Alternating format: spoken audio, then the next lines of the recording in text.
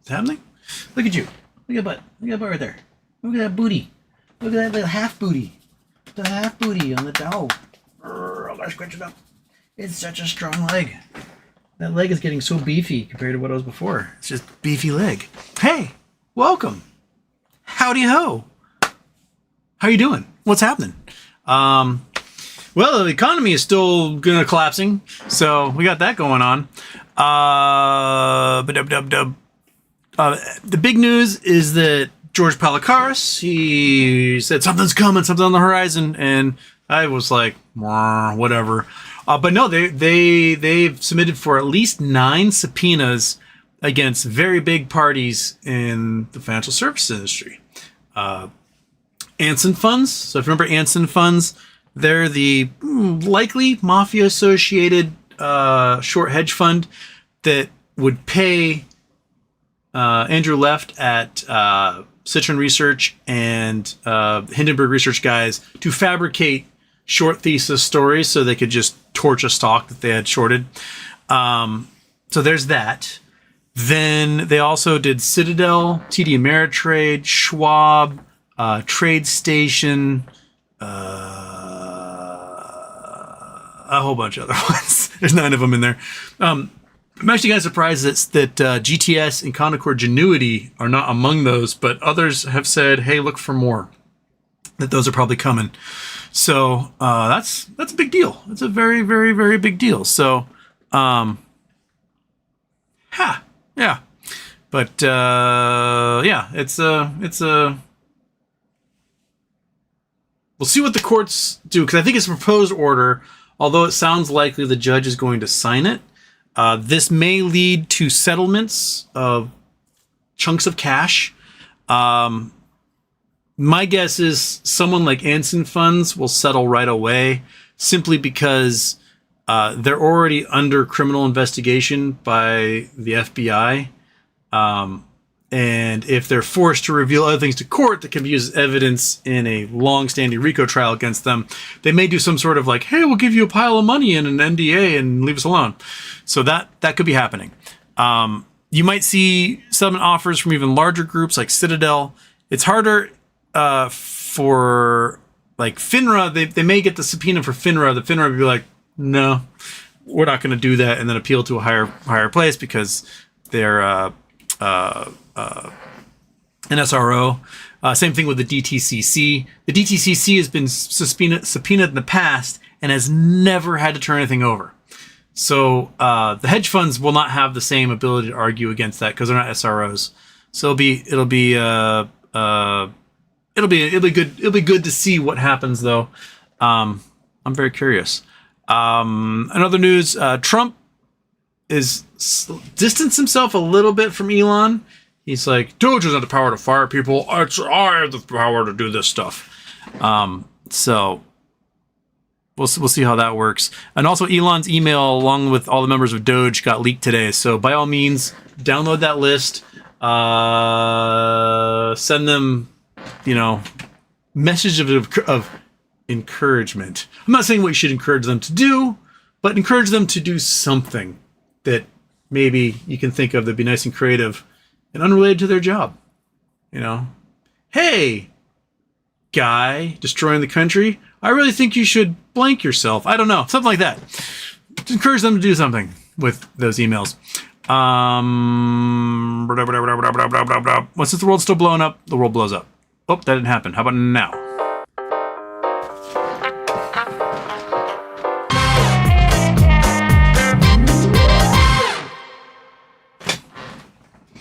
Okay.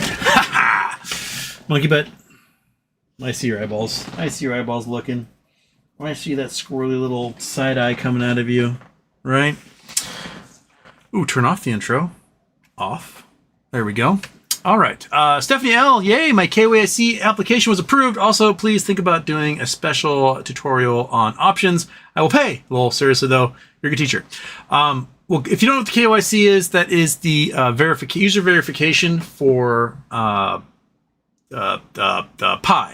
Which, what is Pi doing right now? It's been like hovering around like $2. Pi network price. Pi network price. It is at $1.86.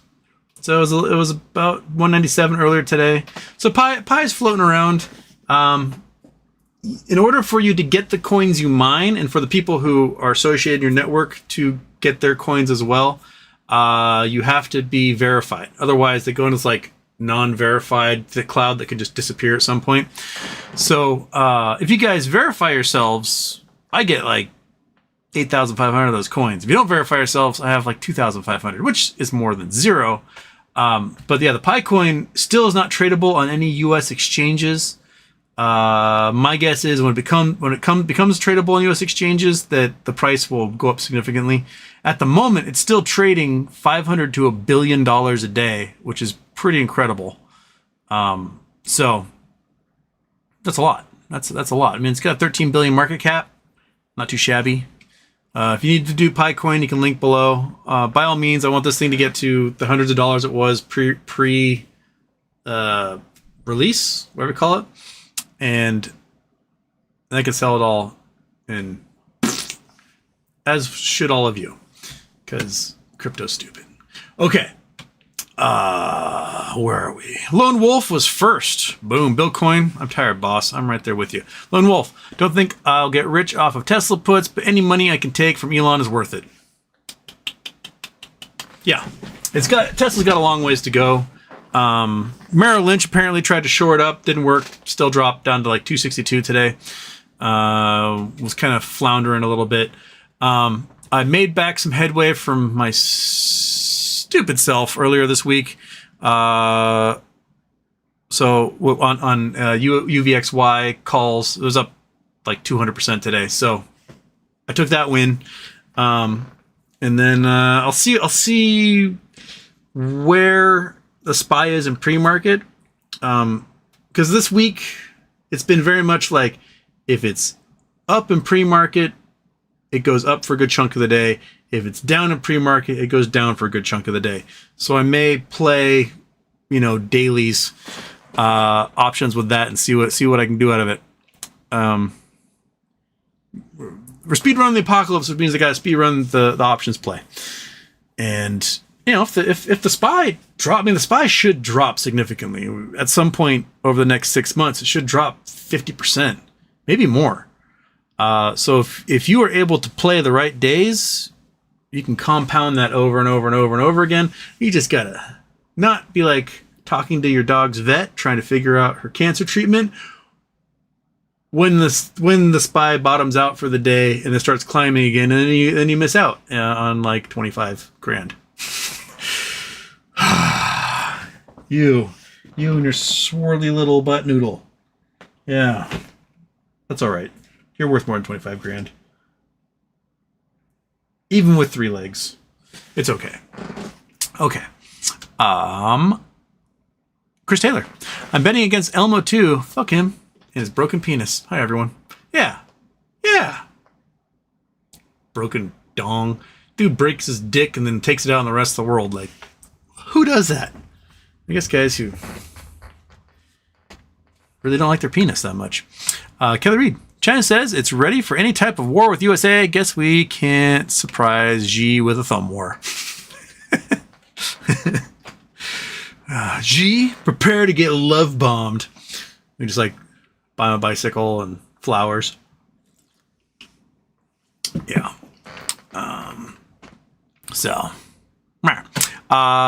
Kelly Reed also, Japan's 10-year bond yield reaches highest since 2009. Roaring Kitty meme suggests big play. You think we're in the fire emoji? Or the explosion emoji, which might be an implosion emoji.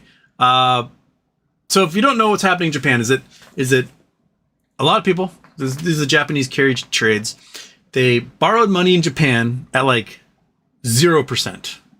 And he took that money and he put it into bonds or stocks in the US, which were paying off, 2, 3, 4, 5, 6, 7%. And that way you make a bunch of money.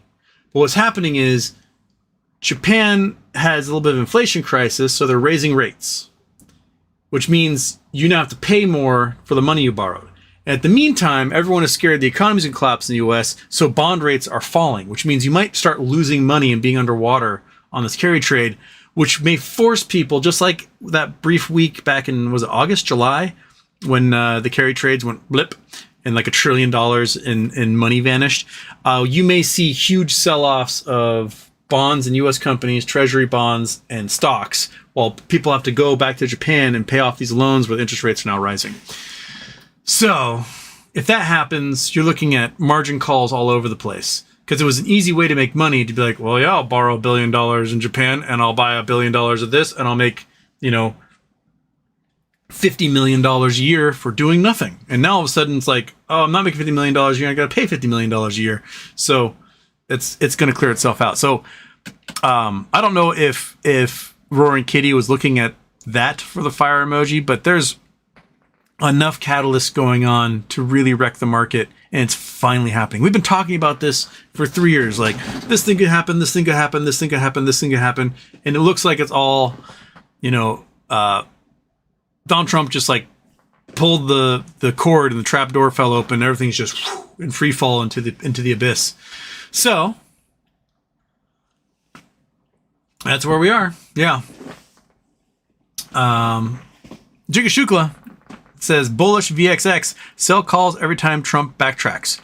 That will work to a point. I was reading an article from a guy in I can't remember if it was Financial Times or The Economist. I get them. Where he's talking about how eventually the market's going to stop paying attention to Trump and just dump, because if he like bounces back and forth like, oh, I'm going to put tariffs on. No, I'm not. I'm going to put tariffs on. I'm going to take the tariffs back. I'm going to put tariffs on. Eventually, they're just going to be like, fuck this. Like, we hate the volatility. We hate the uncertainty. Sell. And I think with the fact that how many federal workers are losing their jobs, how many grants and contracts to contractors are getting canceled, it's doom time for the market. So the market eventually is going to have to just admit it and be like, it's over. And then because the federal government now does not even have the apparatus in place to make things better, they're firing all those people. We might be 30 to 90 days away from people not getting their Social Security checks anymore and Medicare not existing, which, if old people who are 74 million Americans who are retired, if old people can no longer afford groceries, rent, mortgages, vacations, dining out, etc., then there goes a huge chunk of the velocity of money in our economy, which means restaurants will close, tourism will drop, Florida and Arizona will just evaporate into the sunshine. So it's bad. It's really, really bad. A memo got leaked from the head of the Veterans Affairs office saying that they're going to fire 80,000 workers from the VA. That's basically all the doctors and nurses at all the VAs across the country, which means our veterans will no longer have health care. They're going to try to supplement that, put them into the private healthcare system, which is dog shit. I mean, going back to George W. Bush, when he took over, the VA had an over 85% patient satisfaction rating, which was the highest patient satisfaction rating of any hospital system in the U.S. So even 20 years ago, people complaining about the VA was still the single best hospital system in the U.S., and it had a 1% overhead. The administrative cost for the VA was 1%, meaning if $1,000 went to a patient, $10 went to like administrating, paying for the electricity in the building and HR and stuff like that. Whereas in the private healthcare industry, that's between 30 and 50%. So for every $1,000 you spend on treatment, $500 of that is going to some administrator, some stupid private insurer, someone to be like, no, don't cover that. And it's for being a Department of Government Efficiency, they're eliminating one of the most efficient healthcare systems in North America. And they're going to make it really inefficient and get a whole bunch of veterans killed. So, I mean, it is a little poetic justice because of the number of veterans who voted for Trump and just go MAGA, MAGA, MAGA, MAGA, MAGA, that they're among the first groups to get bit in the ass by this. But as American citizens who, sacrificed a lot to fight for this country, it's bullshit. It's just sad that everyone has to learn this lesson the hard way, that he does not care about you. Doesn't matter what you do. If you vote for him, don't vote for him, fight for this country, don't fight for this country, you're going to get steamrolled and left in the side of the ditch. So, well, there we are. Fred Jones is 5th. Were you 5th? 1, 2, 3, 4, 5. No, you're 6th, 7th, something like that. You see that huge spike in No yesterday? Shorts covering. I guess No might be popping back onto the New York Stock Exchange, and that's what seems to be happening. It all of a sudden was briefly listed yesterday as a New York Stock Exchange ticker, so they may be going back to the big boys. I guess we'll see where it goes. What do you think, Monkey? You think where it's going to go somewhere? We took a walk today. She had to go to the vet and get her white blood cell count done. So I took her through town and got treats at all the shops, and she is tuckered. Hopping on a leg is really inefficient. You know, for a dog that would regularly walk 20 or 30 miles with me, 2 miles is basically as far as we can go, and then she's like, meh. So that's our max. I'm going to have to get you like a wagon. So when we get past 2 miles, just hop on the wagon. I'll drag you the rest of the way.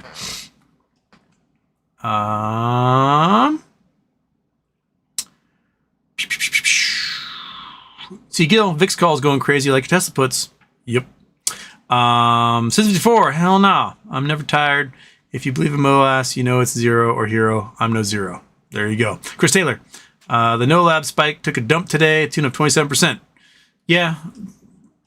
Everything. I mean, almost everything was today anyway. Dead Bass. Newspaper earlier this week had an article about Eastern Oregon, reddest part of the state, booing the rep during town hall. Something leopards something face. Yeah. Eastern Oregon, as much as they want to pretend like they're individualists and self-sufficient and everything, you know, their cattle farms all operate on federal lands. It's all BLM access, things like that. The subsidies they get comes from federal government. They're all subsidized to high heaven for purchasing more ranch land, getting, milk, cheese, grain, whatever paid for by the government, and prices subsidized. The logging communities are up in the national forest. They're all subsidized by the government. The mining communities are all on national forest land and BLM land, and those are all managed by the federal government. They're losing their grants. They're losing their SNAP benefits. They're losing their Section 8 housing benefits. A lot of Eastern Oregon is very, very, very, very poor. Basically, you have like really rich ranchers, and then poor everyone else. And that's kind of how it works in a lot of that area.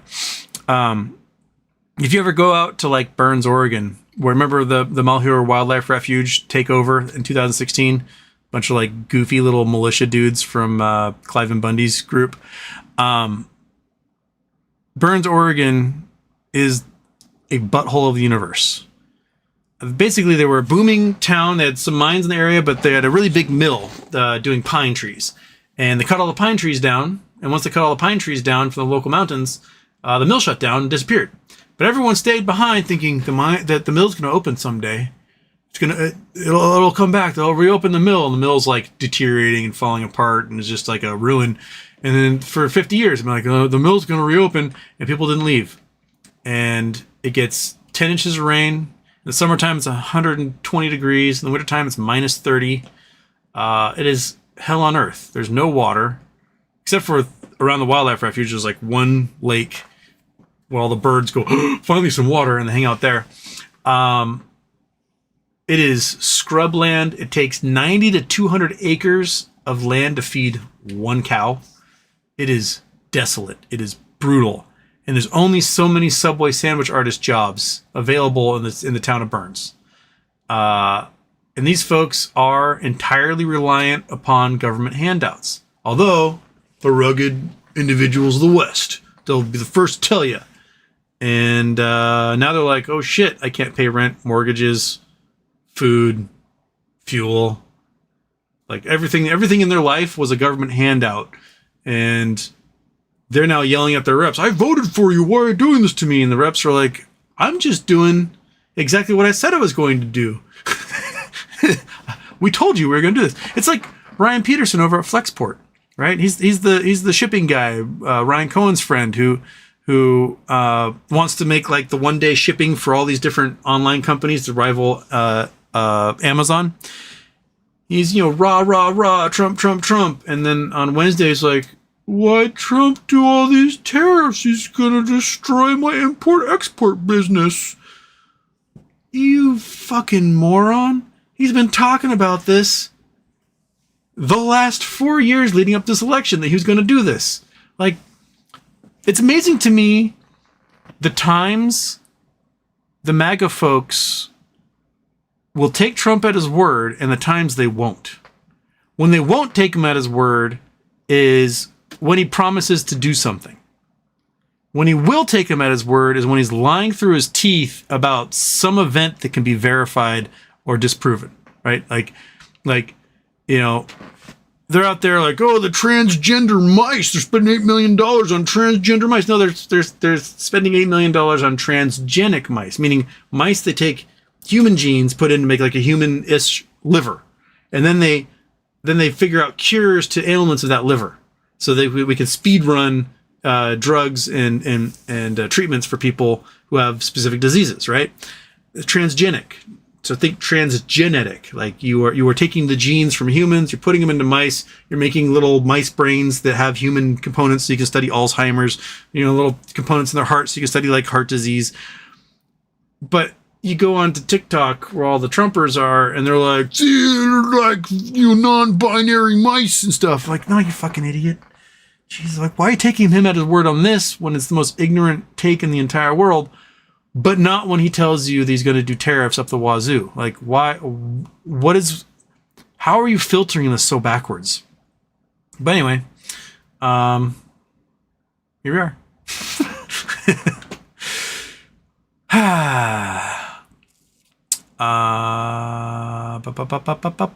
Chris Taylor. We're going to see Elmo on John's show. Dude, he's too much of a pussy to do that. Elon, you and your broken dick are too much of a weenie to go on Jon Stewart's show. You just right? He said, hey, I'll do it if you do it unedited. And John's like, yeah, that's how we do our shows. So, of course, we can do it for as long as you like. 2 minutes, 10 minutes, an hour, 2 hours, 3 days, until the next season of South Park, whenever. And then you're like, boy, he's doing it for propaganda. It's like, dude, you could put me into a room with anybody from the media who has a completely polar opposite political ideal from me, and I'll whoop the shit out of them. It'll be no contest. I will smack them around and absolutely embarrass them in front of their audience. How come you don't have that confidence in what you believe, right? It's like when a missionary comes to your door, Mormons, Jehovah's Witnesses, whatever. Behind me, I've got a wall of religious texts. Bible, Apocrypha, Bhagavad Gita, Torah, Quran, Book of Mormon, Satanic Bible, and if I got the time and they come to the door, I'm like, hey man, you read any of these? And they're like, oh, I'm not allowed to. Oh, why are you not allowed to read things?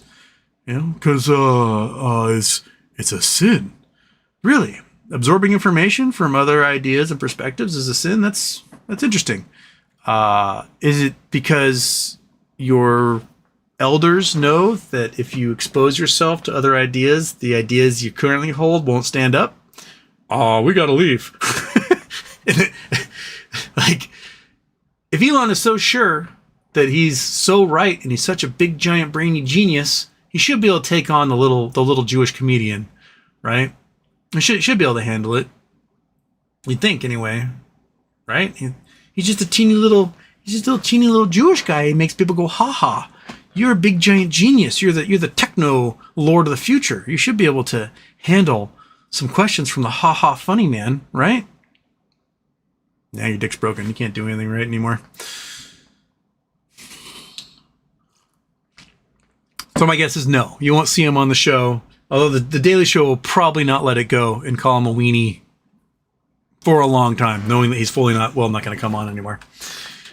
BR4V0. He used to have birthday.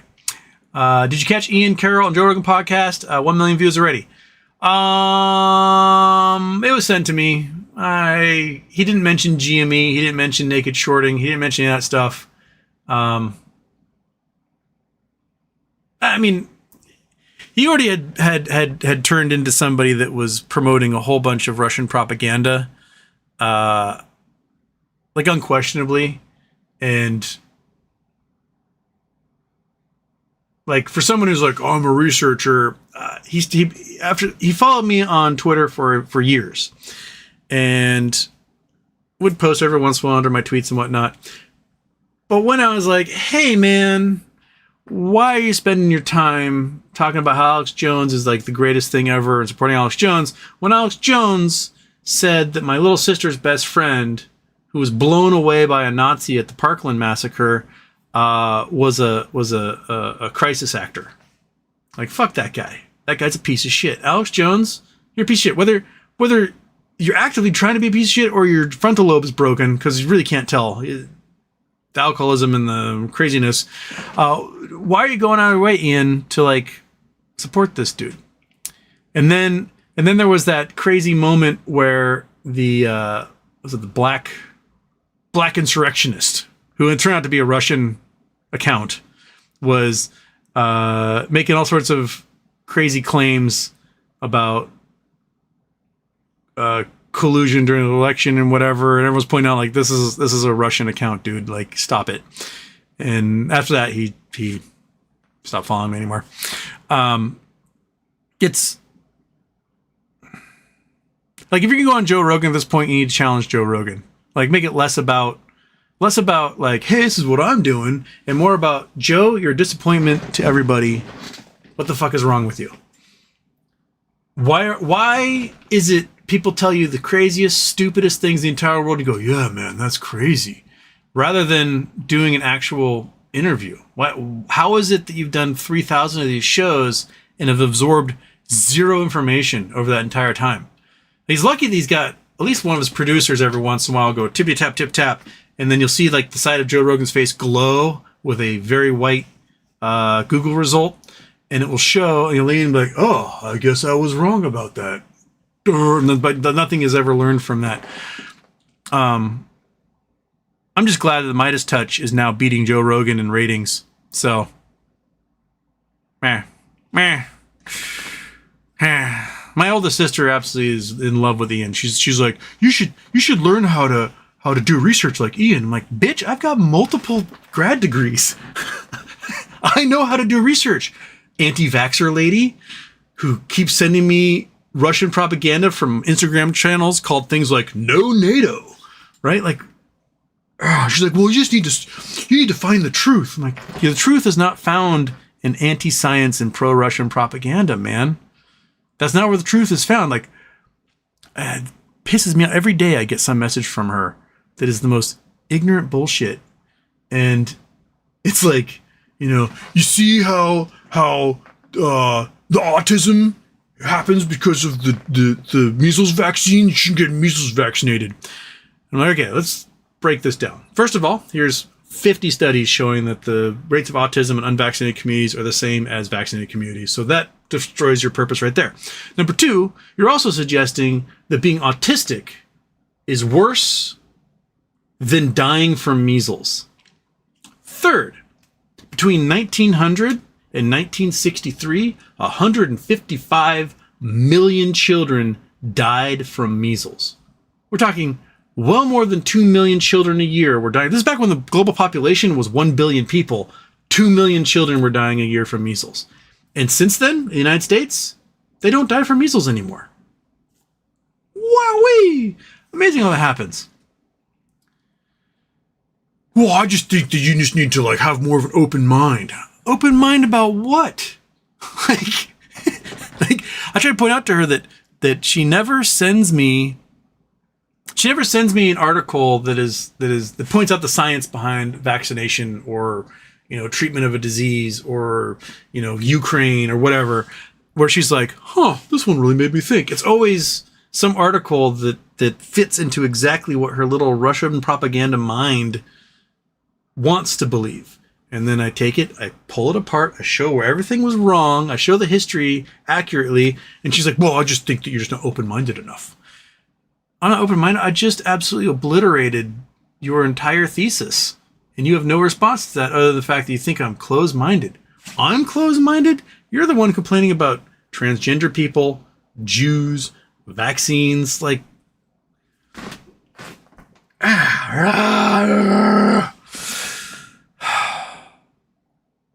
I'm just extra frustrated right now. The world's going to shit. Gotta move. Gotta clean out the disgusting room one of my roommates left behind. So this dude that moved in back in August, his room had 5 55-gallon trash bags worth of beer cans in it. 5 of them. 5. These are like, if you're a woman, you are the size of these trash bags. 5 of them in his little room that's about the size of this room I'm in right now. Now I gotta figure out, I hope the cleaning worked on the room that we did yesterday. We'll know when I can vacuum everything up, but I may have to re-drywall, redo the ceiling, paint, rip out the carpet, put a new carpet, the frustration levels are a little high right now.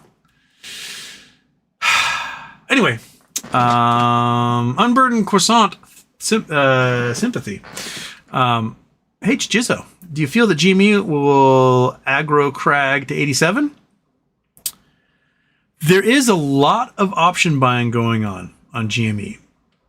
I have not gone back to pull the trigger on that because the guaranteed bet right now is that the SPY is going to just keep dropping, and Tesla and other blue chips. So I'm kind of betting against that stuff. If I get the feeling that it's about to go off for GME, I may stop, go to GME for a bit, and then pull back out when that happens. Because I do have a plan in my head that if I can get a good enough chunk, if the pattern holds up to last May and June, where over the weekend you get a huge spike, and then Monday goes crazy, and then Tuesday goes super crazy, and then it settles down a bit. After that super crazy, you might be able to make enough cash off of that you can bet Ryan Cohen's gonna fuck us and go for a whole bunch of $50 puts, and you can get tens of thousands or hundreds of thousands of them if you got enough cash on hand, because the price of those puts shrink so much that you might be able to get stuff that's a month out at $50 put. Well, the price is at $85 or whatever, for $8 a contract. And if you got thousands of dollars, you can get thousands of those puts. And then Ryan Cohen's, dilutes on a Friday, makes GameStop billion more dollars, and the stock price goes to $25. You just made $2,500 off of 10,000 of those $8 contracts, right? So you're in retirement zone land. And so I'm kind of I'm waiting for that. I don't know. Some folks think it's going to happen end of March. But end of March is also the earnings report, which not much happens around earnings report other than the implied volatility goes crazy. So, yeah, see where it goes. What do you think, Monkey? Yeah? Yeah. She's like, whatever, dude. You talk about this every day. Monkey's heard it more than anybody. She's been here every show except for the ones where I'm in Europe or Hawaii, and when she got her leg removed. So you've been here for almost every show. Almost every show. She's like, oh, tell me about it. I hear this crap all the time. Okay.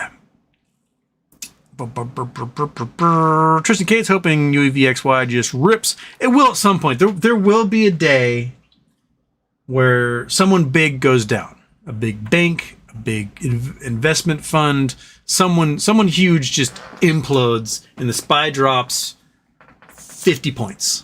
There's going to be one of those days where it loses 10% off of its face value. And that's coming. I just don't know I don't know what the date is going to be on that.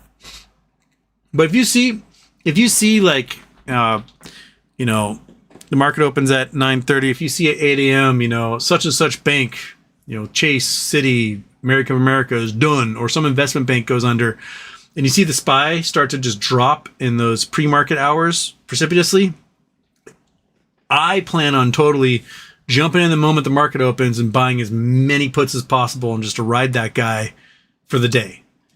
You know, it's because you can pick up, you know, those daily, because the SPY has options that trigger every single solitary day, so you can do dailies on them. And if I, you know, let's say I have $10,000 to play with, and the thing is going to drop 50 points, I can pick up 50, 60, 70, 100 puts at a pretty reasonable price, close to where it's opening, and it will fly right past that. That's what happened on Tuesday. It was at 580. I bought some 575s. It dropped to 572, and I was up 25 grand. I just happened to be talking on the phone to Monkey's vet and pharmacist, and it went right back up. Anyway, so you gotta not be distracted by, you know, your dog possibly dying from cancer or whatever. Oh, I still love you. I still love you, little buddy. You're worth every penny. But it's yeah, the potentials are there if you can stare at that stuff long enough, or you can go longer term. This is they're really expensive. If there's a lot of premium to them, if you look at, you know, a week, 2 weeks out, it gets really expensive. But you have to get fewer of them. So, you know, there's ways to do that.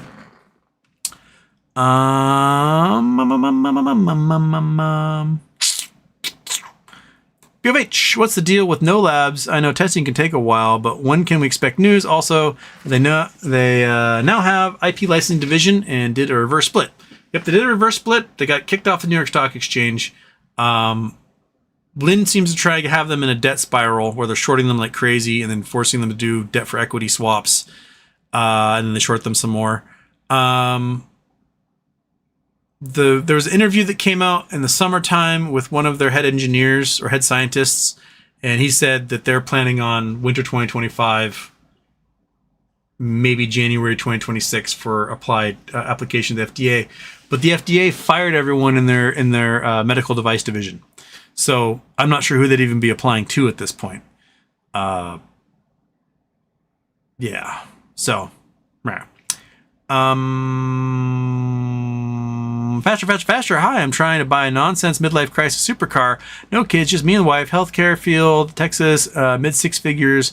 Thought: 2011 Aston Martin Vantage or 2012 Panamera. The Aston Martins are some of the prettiest cars ever designed. That being said, working on them is a fucking nightmare.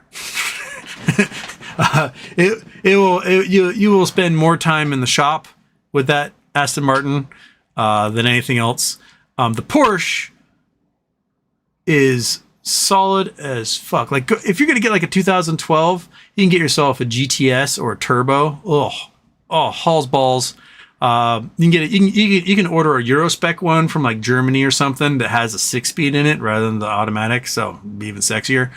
And it's all Volkswagen, so their parts are easy and they're cheap. Like the engine that's in that is the same engine that's in the Panamera.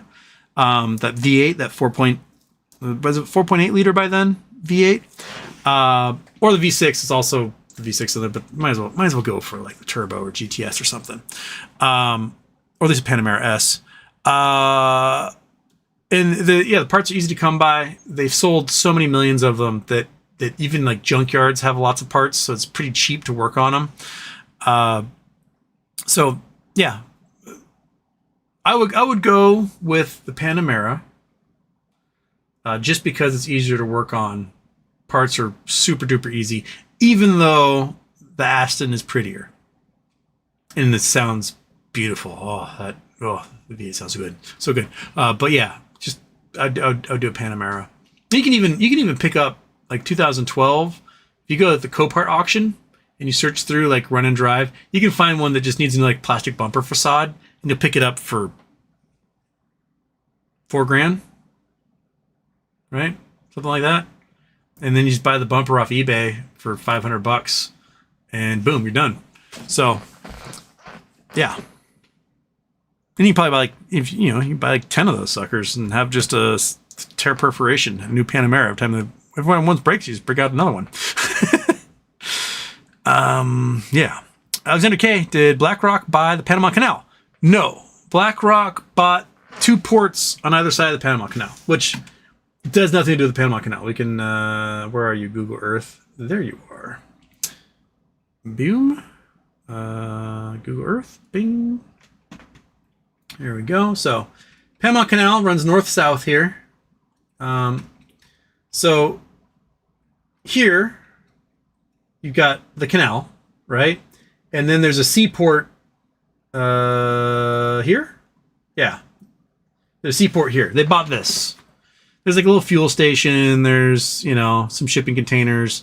It's a tiny little port. It has nothing to do with the canal in any way, shape, or form. It's just ships come in, and it's easy to stop there and then hit the canal. And then on the other side, on the Panama City side, they bought... Not that port. They bought... Which port is it?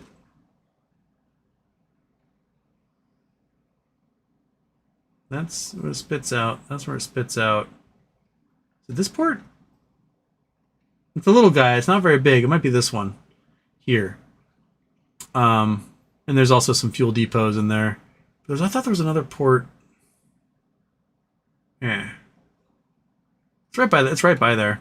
Maybe it's this. It's this guy. Sorry, this guy. They bought this port. It's it has nothing to do with ships going in and out. It's just people were like, "Oh, see now America controls the canal." No, it's just 2 seaports for 2 cities. That's it. It controls the canal just as much as like buying the port of Baltimore controls the canal. Just happen to be the ports closest to the canals, and that's it. So that's all. That's all that happened. MS is here. Frozen State Productions. Will the Fed go into conservatorship with the United States government since the Fed is bankrupt? The crazy thing is that the Fed can't go bankrupt because they can just print Federal Reserve notes and use it like money. So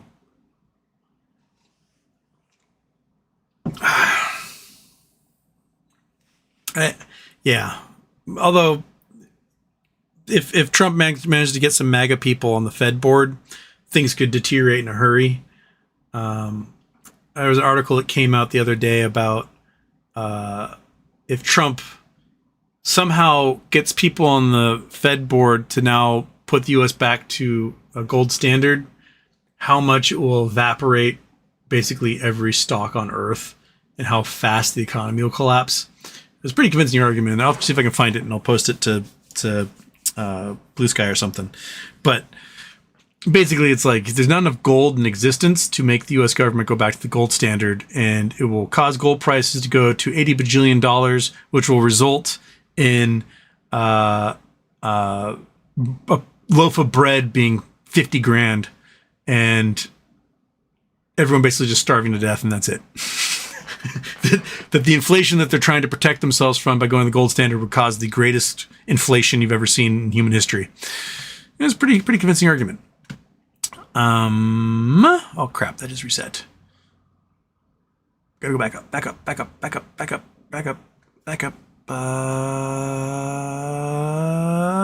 J-Dog should have subpoenaed E-Trade as well. Go Mariners. Yeah, maybe they will. Maybe they'll get them in there too. Depending on the information they get from groups like TradeStation, they'd be like, look, this broker dealer was doing it, so how about we make all the broker dealers tell us what's going on? And the court maybe go, yeah, sure, I'm a bankruptcy court. Works for me.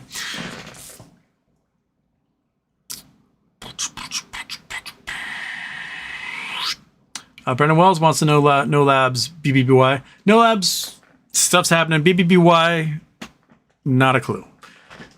People are still throwing out all their little hype dates and things like that, but man, I got my stuff. I'm sitting. I will sit and wait until something happens or nothing happens, which is where I am right now. So I got to be active. figuring out other avenues and other things to get. I can't just rest on one of these lotto tickets. I got to go find more. Citizen 54, Supreme Court decision on foreign aid gives me a little hope. Veterans from the VA are pissed. Senate now wants to approve Doge cuts. America, we are most definitely in this and will win. Fight, fight. Yeah. The Republicans, I don't think, expected to get yelled at the way they are and to feel as threatened as the way they are. They're like, yeah, they gave us this mandate. We can finally do all the horrible things we want to do. And they start doing the horrible things. So like, whoa, they didn't like that? Oh, right? Because the members of Congress, they've got government health care. They make $200,000 a year. They're fine, right? They don't have to worry about, losing a job. Their constituents, on the other hand, don't make $200,000 a year, have really shitty, expensive health care. And when you tinker with that, right, you can make not just an enemy for life, but somebody at the point, at the end of their rope, who have nothing left to lose. I've already read about multiple, people who fired from Social Security Agency and stuff who have committed suicide. I'm going to tell you this right now. If you are a fired government worker and you're thinking about ending it all, there are some productive things you can do long before you do that. I'm just going to throw a name out there. Tell me if you understand what I'm talking about. But the name is Luigi Maggioni. You, if you think you've ended it all, why not become a folk hero? Right? Viva la revolution. That's just a thought. Just something, I'm not saying do anything specific. Just, maybe consider your options. If you're at your wit's end and you got nothing left to lose, you may as well end up in a textbook, right? And people go, wow, that was an interesting period of time. Look at that guy. Just saying, right? Right, monkey? Can you scratch your little butt? Yeah. Oh, the adorable little dog.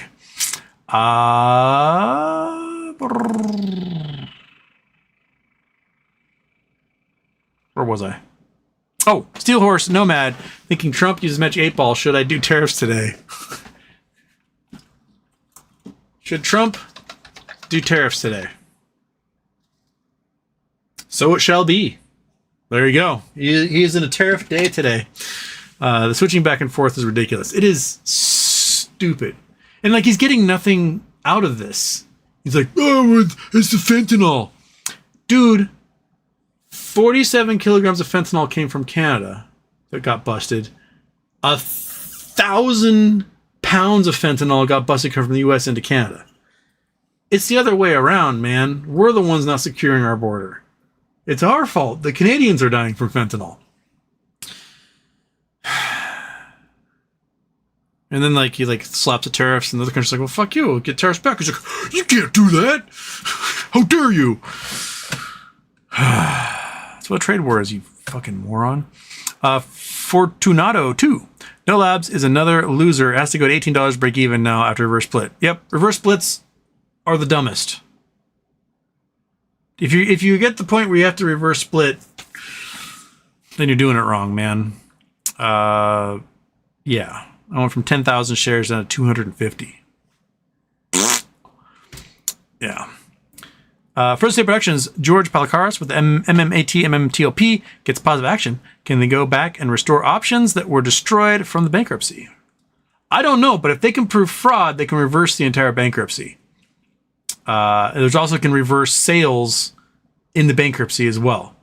So by all means, go for it. Might get all their patents back, might get their buildings back, might get it'll be a long road to climb back from, but and then they can get settlements that would total vastly more than what the company had lost, right? They can get settlements probably in hundreds of millions or billions of dollars, and then they can just hopefully build back up again. I don't know if they'll be able to find any of those scientists to be like, hey, we're back. You want to come work for us? To be like, I lost my job with you last time, and I'm working somewhere else now.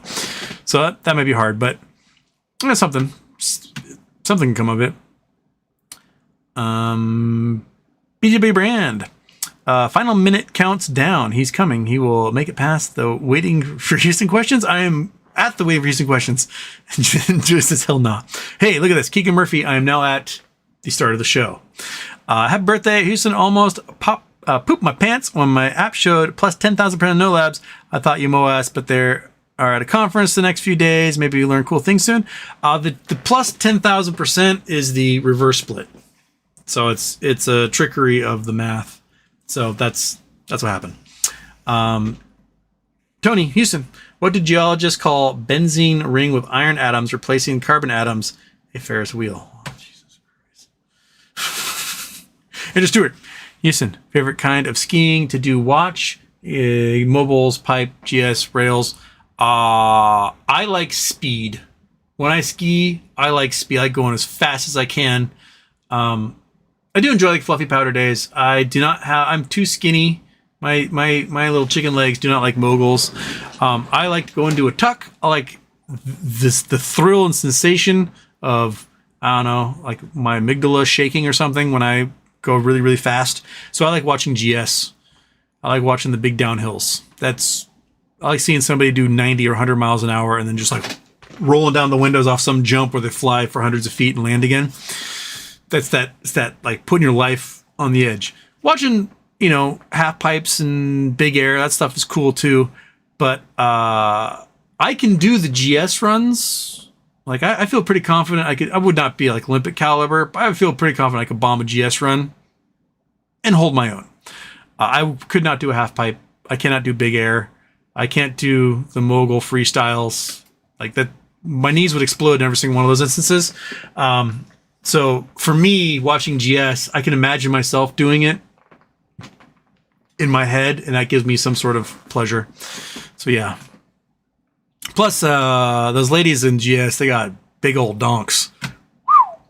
I love me a big old downhill skier. That and speed skaters. Speed skaters, downhill skiers. Oh, it's Houston's weakness. Snort alert. Oh, Houston. MMTLP subpoenas are nice, but will it get dragged through delaying tactics for years? But big respect for the MMTLP crowd and George. Probably. Until somebody caves and settles. Once somebody caves and settles, and the rest go, oh, shit. Because now you've got that, like, hey, guys, they ponied up because they knew what was coming. So that could be what happens. Clean me up, Scott. Clean me up, Scotty. That's what I need. I need to clean me up, Scotty, right here. Anson funds should be in the slammer. I lost a lot of money because of them in the cannabis sector. Oh, Anson funds, they are straight up criminals. They are. I would not doubt if it all comes out that they're mafia connected, like, Sicilian, Russian, something like that connected. And 9. So what happens to the stock market if things get real bad? Or war, or something super bad? Does it just close? Bye, thanks for coming out. On a big news day, it will. So, let's say somebody drops a nuke on a city, right? Kyiv gets nuked. I don't know, Bratislava gets nuked, whatever. They would close. They'd be like, no more trading today. We're going to let things settle out and news to settle. After 9/11, it closed for several days because, a whole bunch of traders died and it was shock and,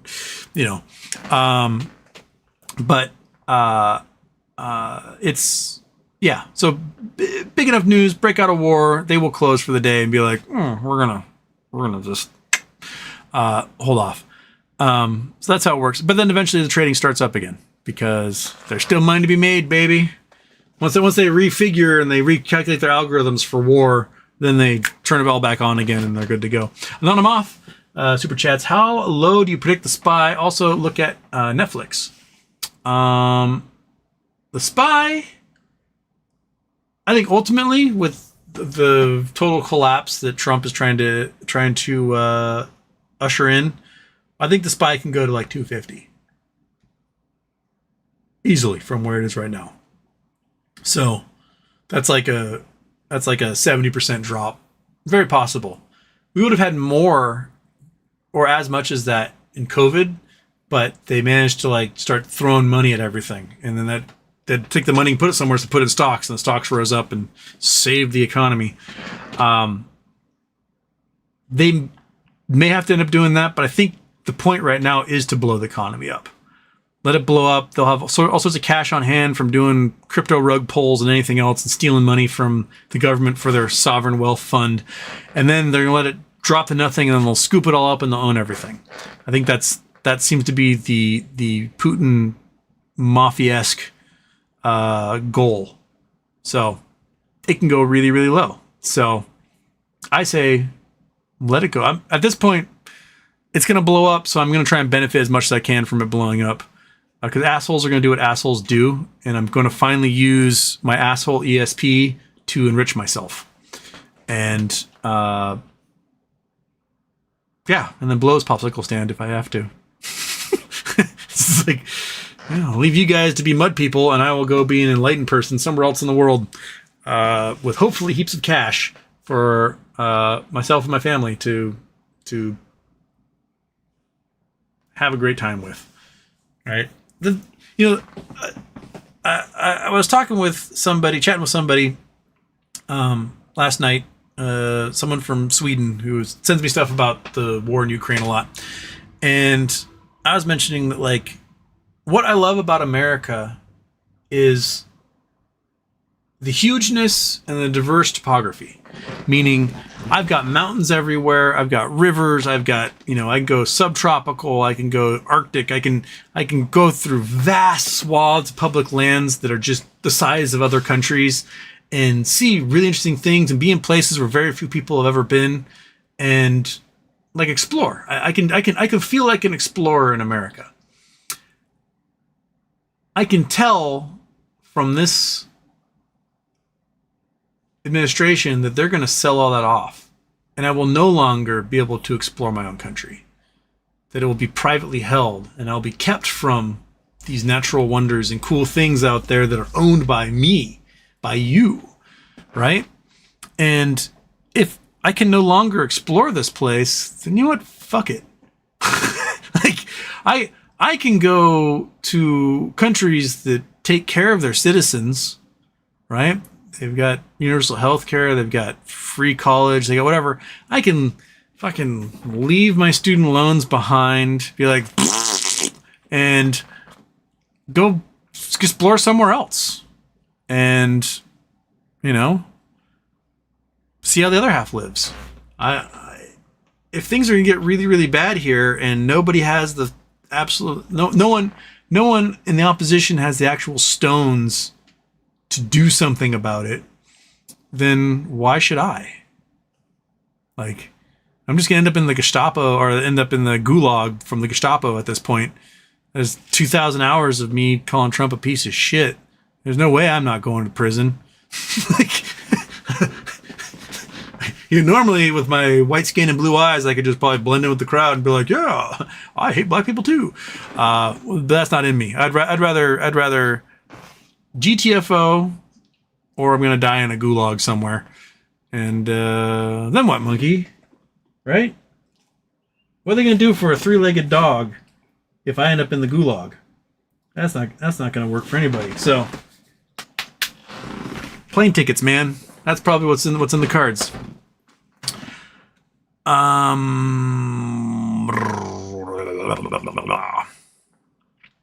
Frozen State Productions.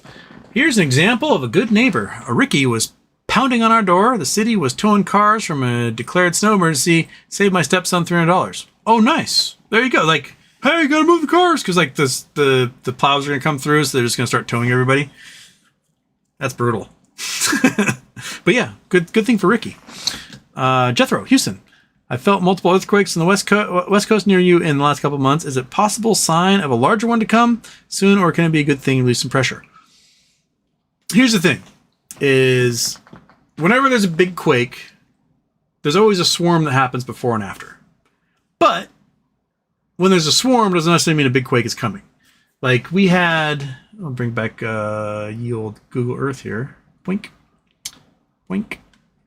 Leave South America, go in North America, going to Seattle. Like that, there was a 4.7 or something that happened just off Victoria here. I didn't feel it. If I'm laying in bed, that memory foam mattress, I have never felt an earthquake while I was in bed. a few years ago, like 2016, so we have the Seattle Fault that runs from the Olympic Mountains, under Bremerton, under Bainbridge Island, and under Seattle out to the Cascades. And we talked about Seattle Fault before. About 900 years ago, there was a huge earthquake that caused tsunamis all over the place and landslides and whatnot. And Restoration Point, this chunk right here off the south end of Bainbridge where I live, got raised like 60 feet out of the water during that quake. So the fault is pretty shallow. And in 2016, there was like 2,000 quakes right about here. And I was living there, right there. And they just happened like we'd feel probably 5-10 a day. And we're like, oh shit, is the Seattle Fault finally gonna go? And after like a week, it just stopped. And that was it. Done. No more. Like, that's all it was.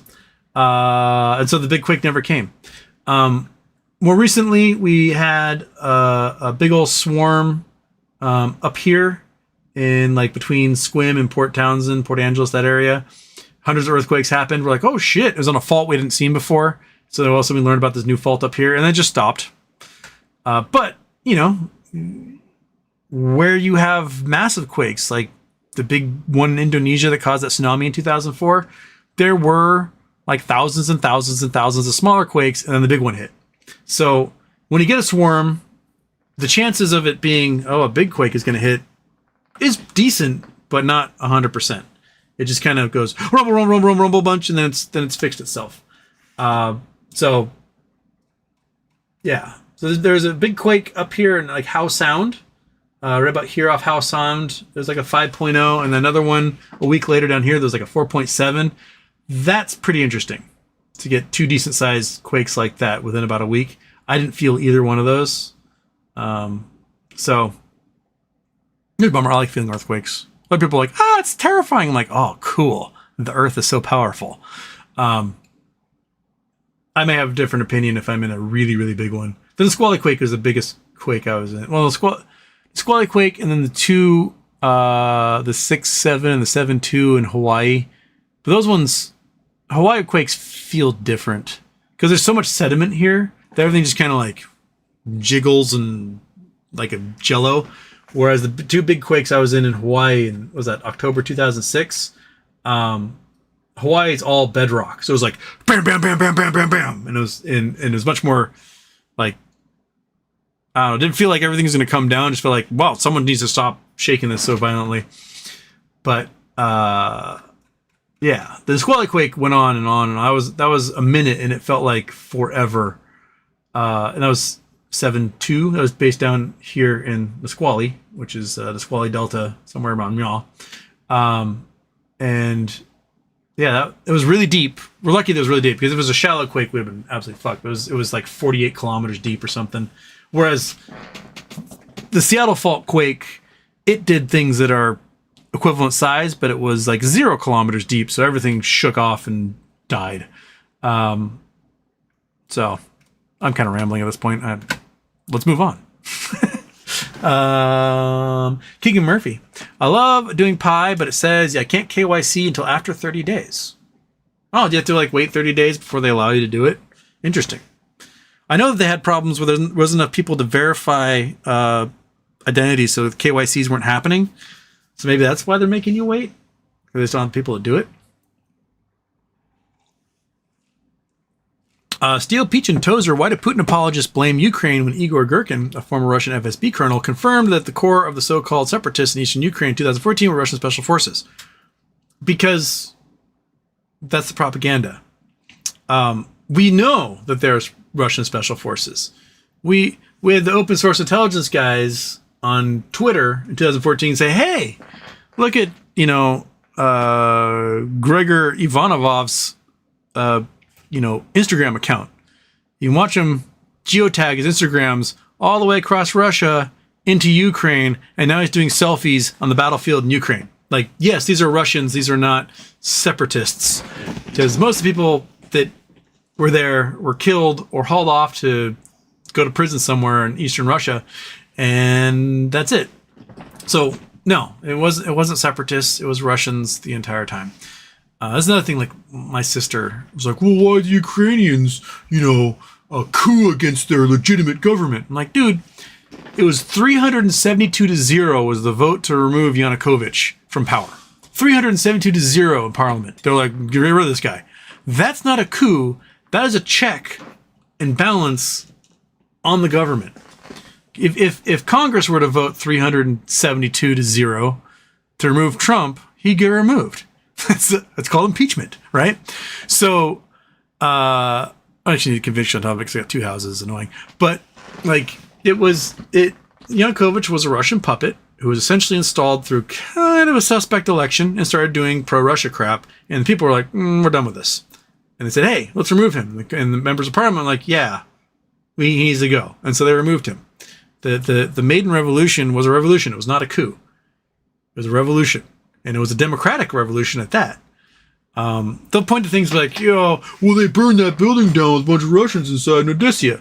Those Russians shot and killed like 16 people who were out protesting from the windows of that building. So the people were like, let's kill them. And they did. That's just to fuck around and find out, right?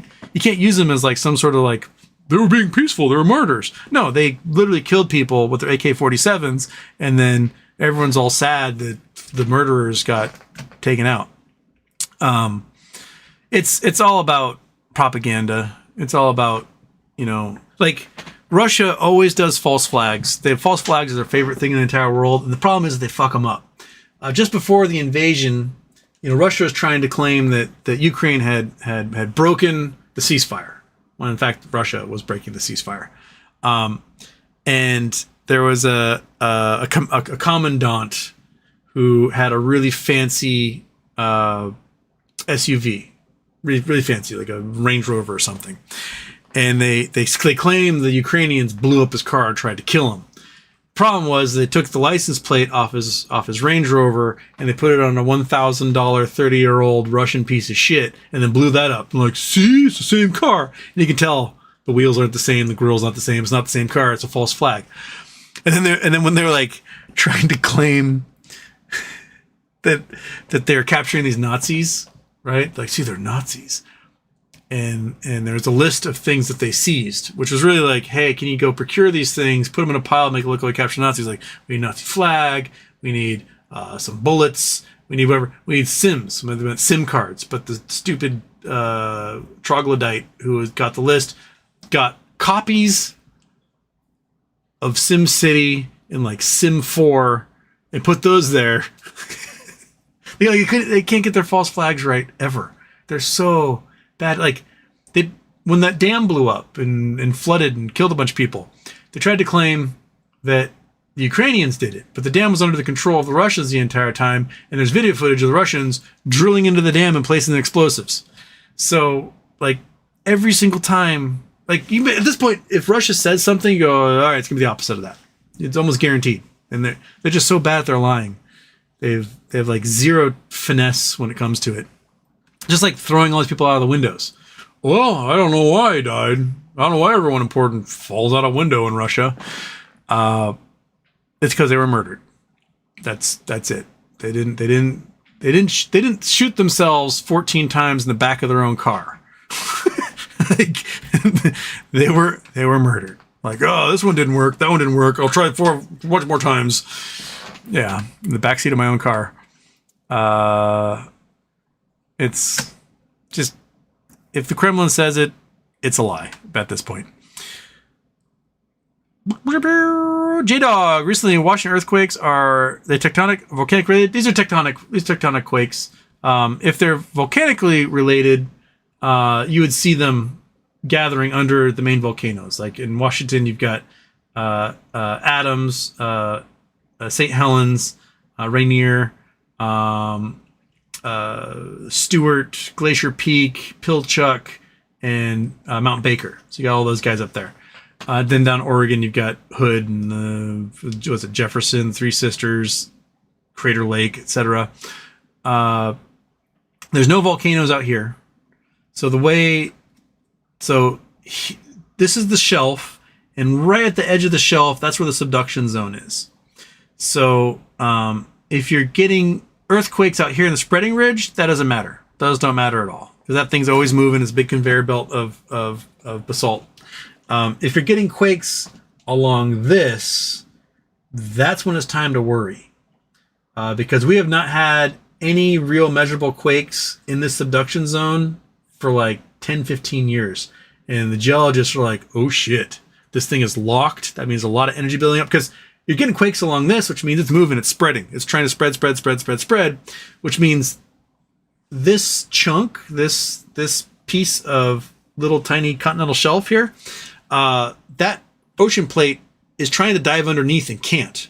So what's happening is it's building up pressure, and the land all on the coast is uplifting out of the water.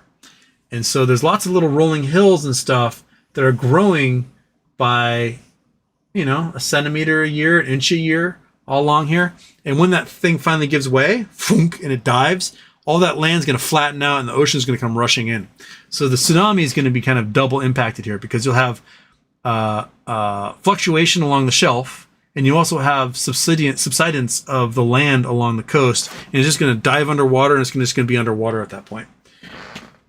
So, but the quakes that seem to be happening are on little ancillary faults throughout the Puget Sound.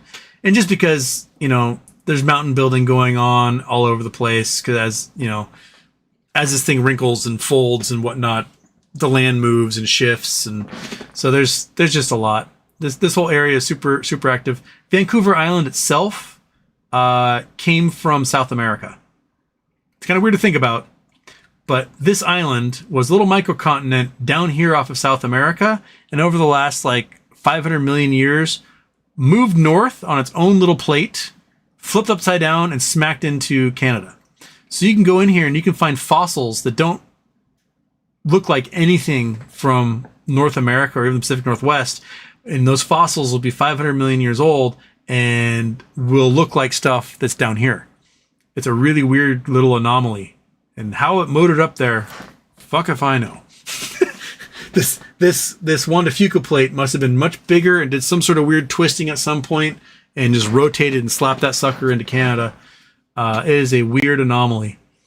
So lots of weird things can happen. The only dinosaur bone ever found in Washington is a fossil here on Susha Island, which is this guy. Is Susha? No, that's not Susha. That's Susha. This is Susha Island. It's a little U-shaped one. And they think it was brought down by the glaciers out of Canada and possibly out of Vancouver Island, and came down and got stuck in some mud. So the only dinosaur bone ever found in Washington is from this little guy right here. Which Susha Island's pretty cool, a little island. I got trapped here once. I did a summer camp where you kayak around the San Juans, and our last trip was Susha, and then we were supposed to kayak from Susha across the strait and end up at Camp Kyla, which is somewhere over yonder. Oh, sorry, right here. Camp Kyla's here. And huge winds picked up, and there was 12 to 15 foot seas going through the Straits of Georgia here, and we got stuck. And then we ran out of food. And the only thing we had left was Tums for 10 teenagers.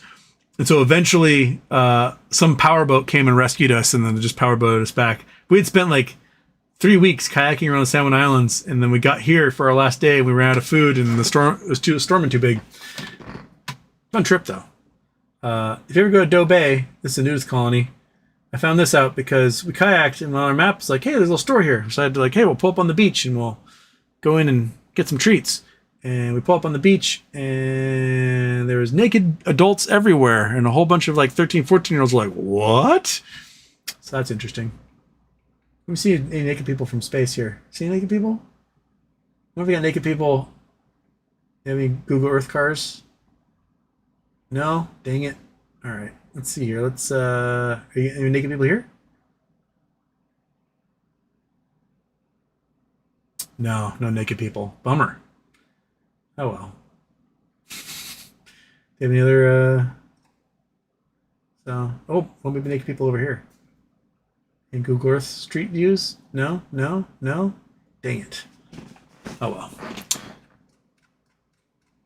be funny if the Google Earth cars went through a nudist colony. 4:16. I got 14 minutes left. Word.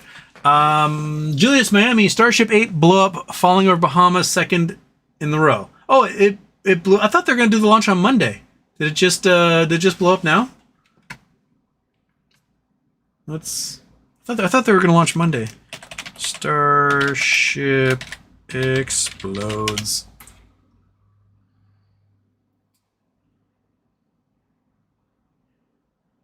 Oh, it's explosion incident.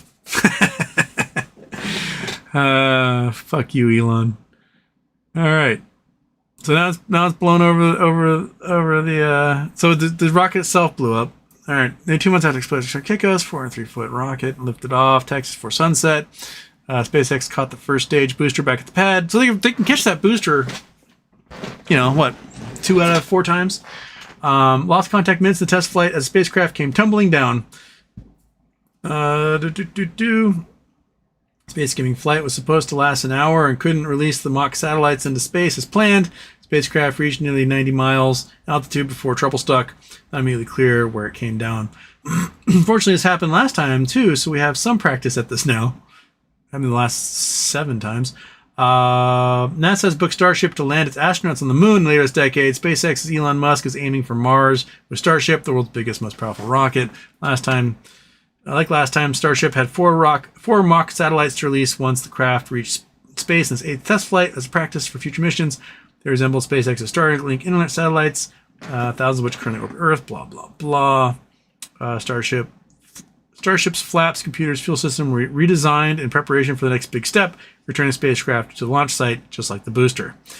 During the last demo, SpaceX captured the booster at the launch pad, but the spacecraft blew up several minutes later over the Atlantic. No injuries, no major damage reported. According to the investigation, there remains ongoing. Leaking fuel triggered the series of fires that shut down the spacecraft's engines. The onboard self-destruct system kicked in as planned. SpaceX said it made several improvements to the spacecraft following the accident, and the Federal Aviation Administration recently cleared Starship once more for launch. Starship soar out of the southernmost tip of the United States near the southern Mexican border. SpaceX is building another Starship complex, Cape Canaveral, Florida, home to the company's smaller Falcon rockets that ferry astronauts and satellites to orbit. So here's the thing. Here's the criticism that I was laying out last year during the first Starship launch. Or it was 2 years ago. When was it? It's April. Was it 2 years ago that they did that first Starship launch? Yeah, time, man. And I was like, hey, guys, you made dog shit. We can see that the tiles aren't aligned and that you're using fucking rivets on stainless steel, which is not, which you're going to rip open. Why don't you build it right the first time? Make your pad not just a pile of concrete and actually have like a deluge and something so that you don't have stuff that destroys your ship. So when your ship has problems, you can actually identify the problems. And the SpaceX, all the SpaceX Elon fanboys were like, move fast, break things. Yeah. Okay, so now it blows up. You don't know if it blew up because of fatal flaws in your ship or because giant bus-sized pieces of concrete were smacking into it at the speed of sound. So we'll put a deluge in, all right. And then it breaks 10 more times and like, oh, it's a fuel leak. We fixed that. Was it a fuel leak or was it the fact that on camera we can see pieces of sheet metal peeling off your rocket? Like, why don't you build it right the first time? So they fixed the fuel line, but they obviously didn't fix the pieces of sheet metal peeling off their rocket. Like, the Saturn V didn't have problems like this. They built it right the first time and it worked. And it didn't kill anybody. It didn't blow up on the pad. Like, we've been building rockets for 80 years. We can go back and see what works and what doesn't. We don't have to like learn it anew. This is not a Common Core math class. You don't have to rediscover the basic principles of mathematics. You can go to a book and go, oh yeah, that works. We'll do that, right?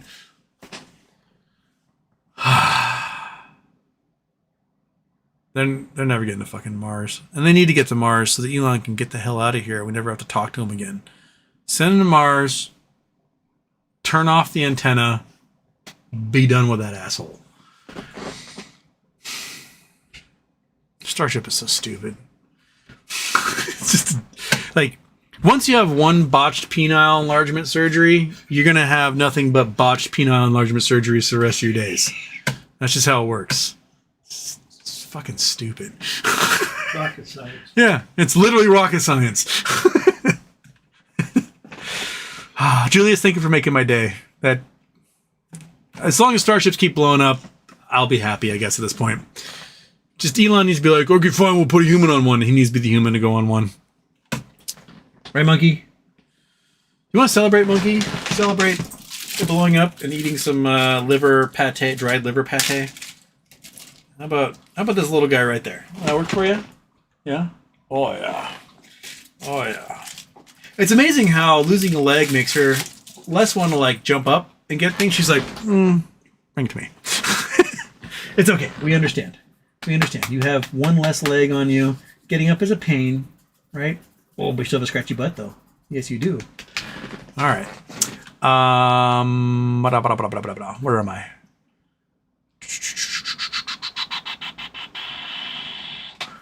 Ocio Ogilday. How do I say Ocio Ogilday? Ogold? Houston, what would you say are the top 3 countries to move to in South America? I think it depends on what you want to do. If you want bang for the buck, Argentina, you can go to Argentina and live like a god right now. Of course, you're under Javier Milei, so who knows what type of freedoms will last there. What I've heard is that Paraguay and Uruguay have the most beautiful human beings on planet Earth. This is from Calibol, who works. He travels all over South America who he works for. Colombia, you can get some like sweet luxury digs for pretty cheap.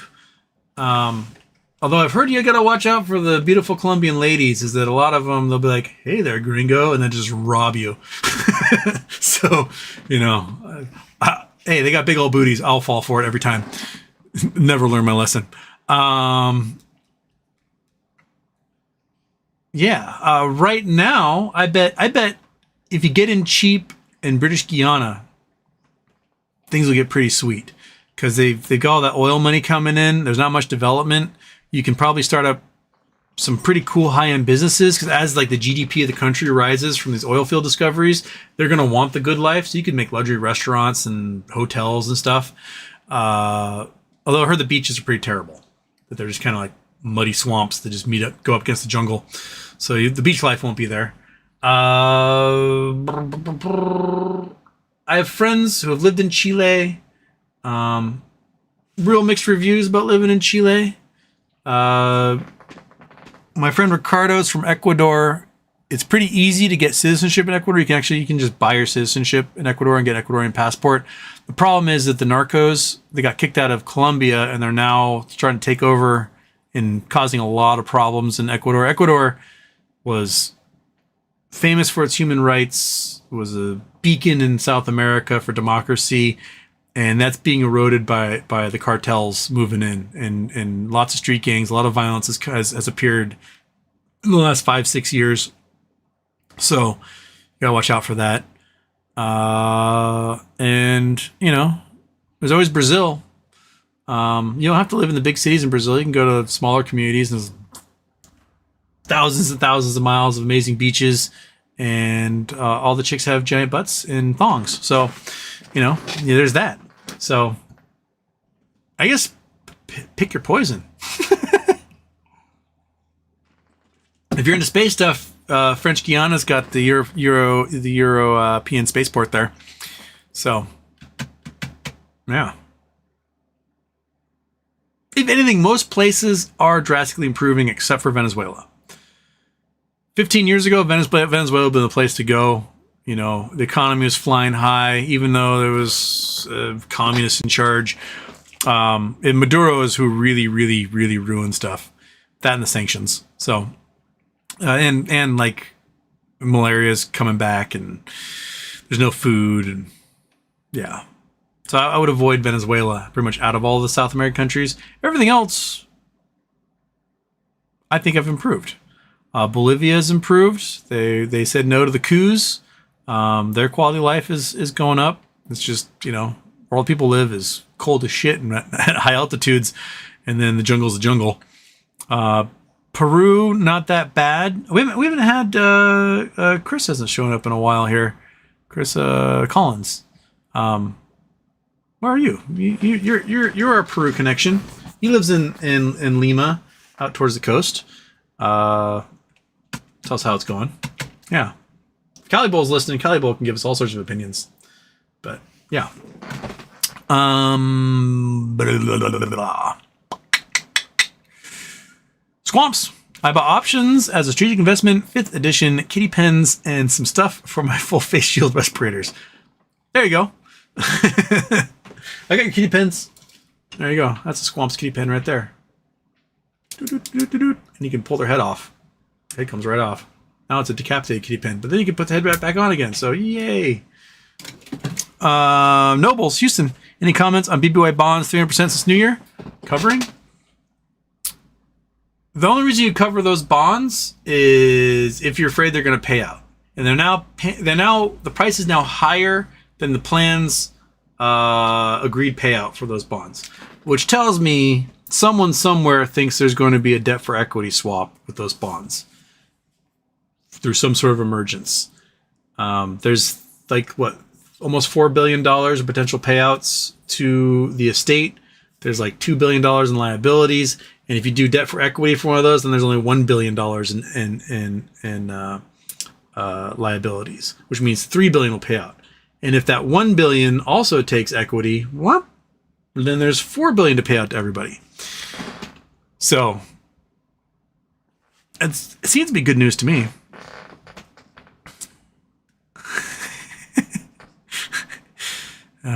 Then 9, Take It Down Act. Rest in peace, Houston Show.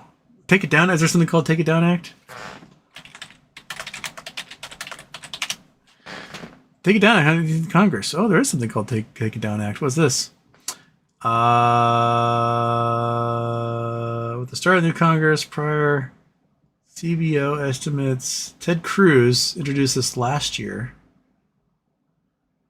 Introduced, passed Senate, all information, except text. I want the text. Require covered platforms to remove non-consensual intimate visual depictions and for other purposes. Oh, so it's like revenge porn? Criminal prohibition of intentional disclosure of non-consensual intimate visual depictions. Term consent means affirmative measures. Oh, okay. All right. Oh, like, phew, I was like, Take Down Houston Show. But I guess this is just a non-consensual, intimate. Like, look at this. Oh, my. Did Monkey ask for this? I don't know. She's only 9 years old, so technically it's a minor. Grape Knowles. Happy birthday, Houston. Houston, man, how dangerous is it to have all of my GME and Schwab? Could they go bankrupt and I get nothing?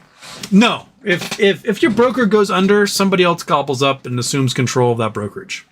So there might be a day worth of those problems, but my guess is if a brokerage goes down, they make it go down on a Friday, the regulators come in over the weekend, and then all of a sudden Schwab will reappear under Fidelity or Chase or something, and you'll be all of a sudden their client.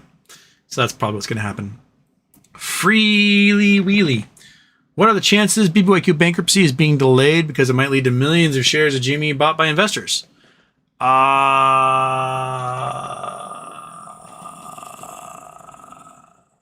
have no idea. You think you'd want that, right? You'd want people to invest in your company, causing the stock price to go up, because the whole point is to have stock prices go up. I think if there's any delay going on, it's by the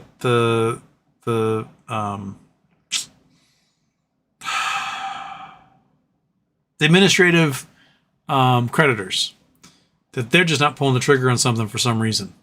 And that reason we can speculate, but honestly I have no idea why. So yeah.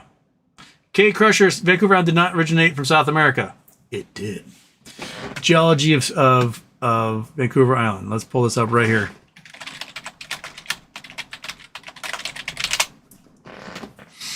Oh, Monkey, you're tooting right now. Okay. So it created in North America about 100 million years ago. So that's when it smacked in. Okay, landscape origins. Let's do origins. Super terrain, shades of green. Look about the Rangula terrain. I want where it came from. Youngest rocks. The youngest rocks are 65 million years old. So that's the youngest stuff. Originated off Gondwana land. Okay. We're gonna find it. We're gonna find it. We're gonna find it. This might give it to us. Let's see here. Oh, that's a map. That is not what we're looking for. Okay, this is 1977, Joint Association, Mineral Association of Canada. Guy has been prepared for Geological Field of Vancouver. First one, introduction, introduction, Vancouver Island's largest island in the Eastern Pacific Ocean. It's foreign, blah, blah, blah. But the Spanish explorers don't care about that. Care about regional geology. There we go. Okay.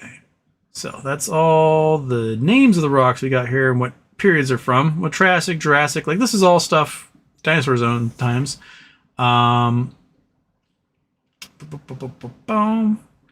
Okay, why need is the fossils. The fossils. Okay, don't care about the quartz. Don't care about that. Paleozoic, upper limestone. Okay, no, I want the fossils, my friend. Oh, you can't, wait, you can't see anything. Shit. Chrome. Dang it. There we go. That's what we want. All right. So, relation formations, Vancouver Island. Okay. That's the structure. That's Queen Charlotte. That's okay, sandstone, gray, wacky, conglomerate. That's just the names of the rocks I want.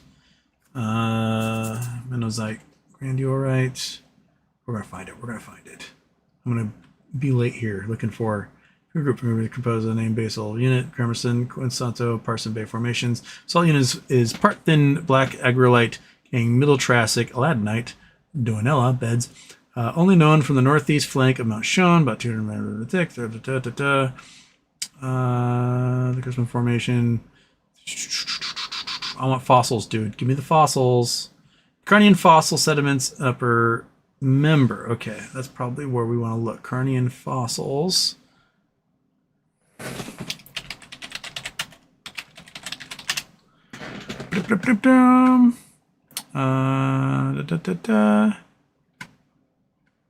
Okay. That's the Carnian fossils in Italy. That doesn't help me.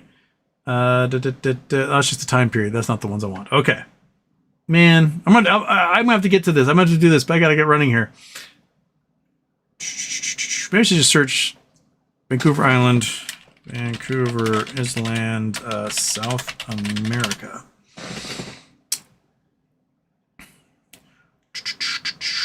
I'm gonna find it because we studied it specifically in geology courses when I was in college, talking about how weird it was. Shit, I gotta get going. But I know it's true. We'll get there. And shit, then just said no one brought up DK Metcalf. Seattle sports, man. I have to get going. K Crusher. Next show tomorrow. I will have it for you. I'll have it all ready to go. Otherwise, I get going. Thank everybody for joining me. I'll see you tomorrow. Let's see what the spy does tomorrow. Take a look at the early morning. The early morning will give you an idea if it's probably going to be a green day or not, for at least a good chunk. And if not, maybe buy some puts. If it is, maybe buy some calls. And I'm gonna play that stuff. I'm gonna play it up and down and see where I get. So, all right. Anyway, bye everybody. I gotta get going, and I'm gonna click this guy, and I'm gonna toodles.